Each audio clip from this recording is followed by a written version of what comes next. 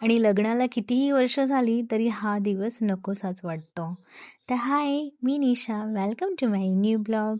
आणि आज खूप वर्षानंतर चुलीवरती स्वयंपाक करायचं ठरवलं होतं, कारण यांना चुलीवरची खायची खूप इच्छा झाली होती.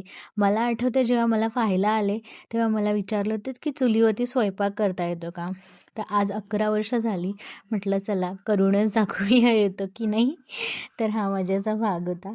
पण माझ्या हसबंडची इच्छा होती की चुलीवरचं छान असं जेवण करायचं होतं. तर म्हटलं चला अंड्याची भाजी आज छान अशी बाहेर अंगणात चूल पेटवून बनवली होती. आणि ही सगळी मज्जा फक्त गावालाच करता येते.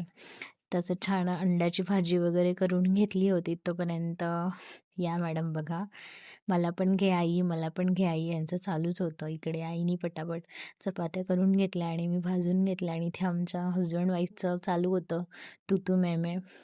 तर न्यू इयर रेझोल्युशनचं आमच्या दोघांचं डिस्कशन चालू होतं की कोण काय करणार, कोण काय करणार, असं मजेचा भाग होता. तर छान असं जेवण वगैरे करून आवरून आम्ही निघणार होतो परतीच्या प्रवासाला.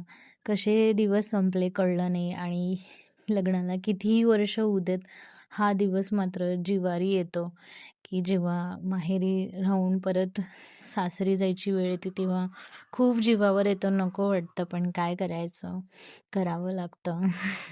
प्रत्येक मुलीलाच हे होतं की लग्नाला कितीही वर्ष झाली तरी जाताना मात्र जिवावर येतं. आणि हे बघा, आपण सातारा पुणे हायवेला आराम हॉटेलचं वॉशरूम आहे. कॅन यू बिलीव्ह, हे वॉशरूम आहे. किती सुंदर वॉशरूम बनवलं बघा.